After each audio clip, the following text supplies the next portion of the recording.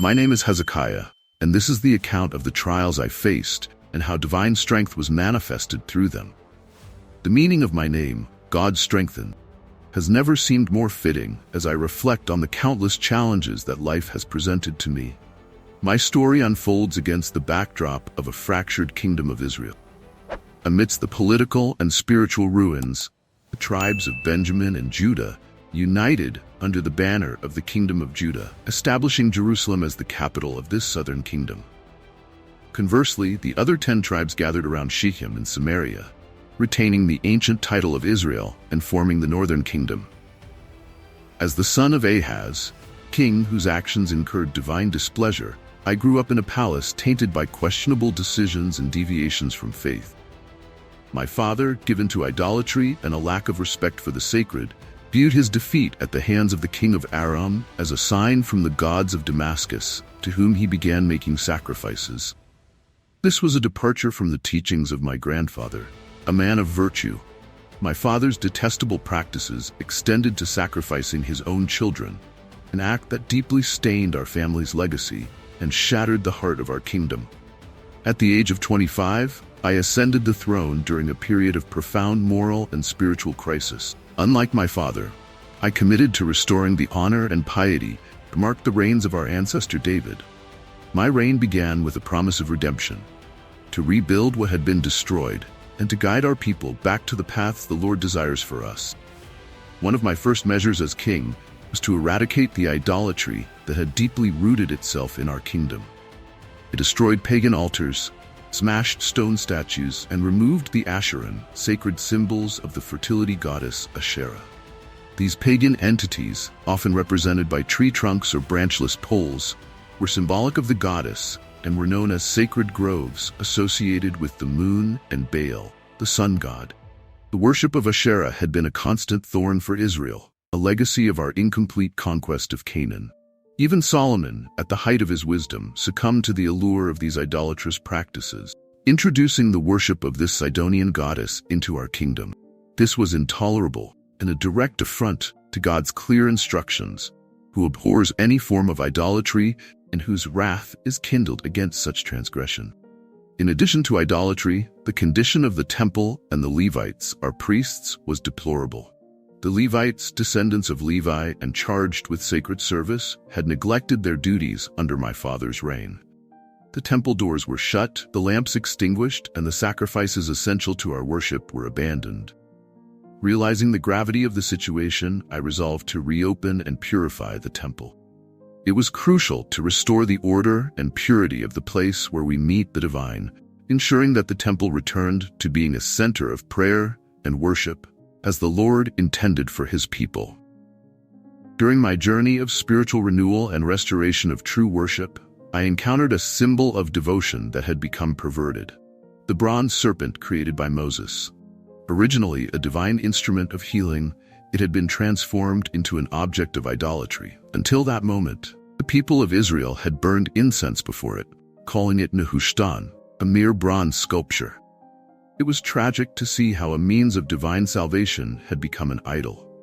Determined not to repeat the mistakes of the past, I chose a path of faithfulness and honor to God. I summoned the priests and Levites, reminding them of their sacred calling. It was essential for them to realign with their original purpose, to serve and glorify the Lord with unwavering faith. I trusted in the Lord, God of Israel, and my commitment was deep. I faithfully followed his commandments given to Moses and spared no effort in offering burnt offerings and sacrifices. I called all of Judah to unite in this movement of spiritual renewal, instructing the Levites to sing praises to the Lord using the magnificent Psalms of David, poetry that captures the essence of divine praise. After the purification of the temple and our hearts, I invited the people to bring their personal offerings, reaffirming the temple as a center of sacrifice and individual worship. The assembly's response was overwhelming. They came with a burning desire to honor God through their sacrifices. The people's dedication, once given the opportunity, left the priests amazed and reflected the restorative power of true communion with the divine. Amid these tumultuous times, God's presence was evident. By his grace, I succeeded in all my endeavors, extending the dominion of Judah to the borders of Gaza, including the loneliest watchtowers and the fortified cities. However, in the 4th year of my reign, a new challenge emerged. Shalmaneser, king of Assyria, launched an unrelenting siege against Samaria. After 3 years of resistance, the 10 tribes of the northern kingdom fell, foreshadowing imminent danger to the 2 tribes of Judah.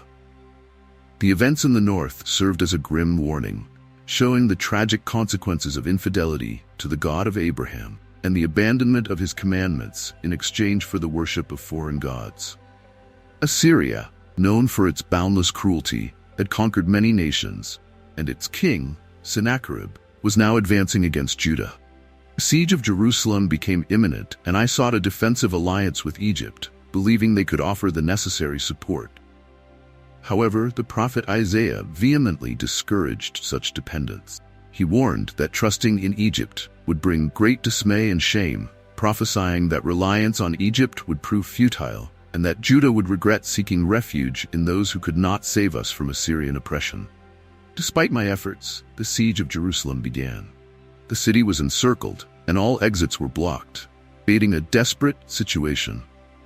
The siege clearly demonstrated the Lord's message. Our true salvation and security could only come from complete trust in Him, not in earthly alliances. In response to the dire situation, I ordered the water flow from external springs to be diverted into the city through a tunnel, ensuring our vital water supply. I also reinforced the city's defenses by repairing and raising the broken walls and towers.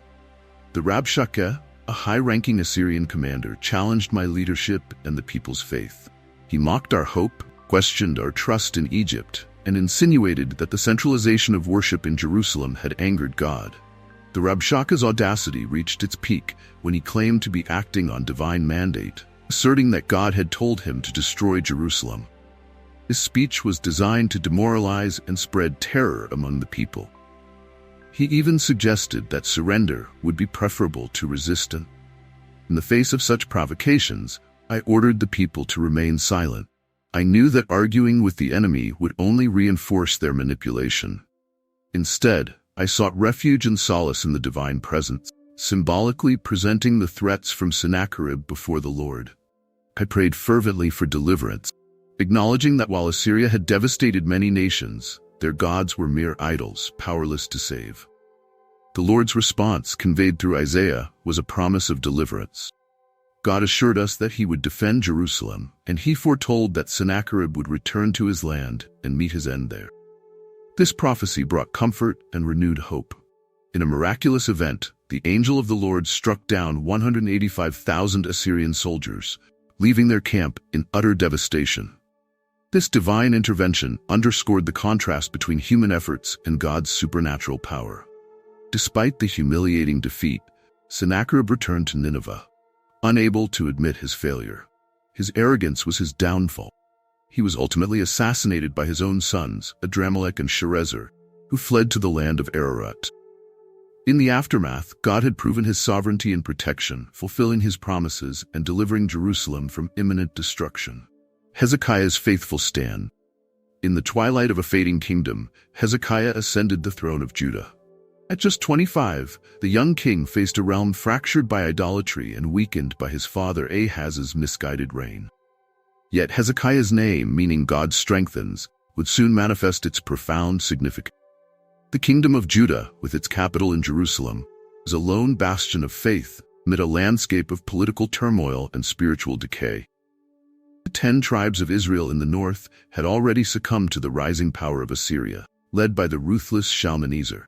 Now, as Hezekiah took the helm, the shadow of Assyria loomed ever closer. Unlike his father, Hezekiah was determined to restore the honor and purity of worship that had once defined Judah under King David. His first act was to purge the kingdom of idolatry. He ordered the destruction of pagan altars, the smashing of stone statues, and the removal of Asherah poles, symbols of a fertility goddess that had long been a thorn in Judah's spiritual side. Even the bronze serpent crafted by Moses, which had become an object of idol worship, was destroyed, reaffirming Hezekiah's commitment to a pure devotion to God. The temple in Jerusalem, neglected and defiled during Ahaz's reign, became Hezekiah's next focus. He reopened its doors, rekindled the sacred lamps, and reinstated the sacrificial rituals vital to Judah's faith. The Levites, descendants of Levi and guardians of the temple, were called back to their sacred duties. Hezekiah's reforms sparked a spiritual renewal among the people, who flocked to the temple with offerings, reigniting the flame of true worship. Yet, Hezekiah's challenges were far from over. In the 4th year of his reign, the Assyrian king Sennacherib launched a devastating siege against Samaria, the northern kingdom's capital. After 3 years, Samaria fell, and the 10 tribes were exiled, grim warning to Judah of the fate that could await them. Determined to protect his people, Hezekiah fortified Jerusalem's defenses and sought an alliance with Egypt. But the prophet Isaiah warned against relying on foreign powers, urging the king to place his trust solely in God.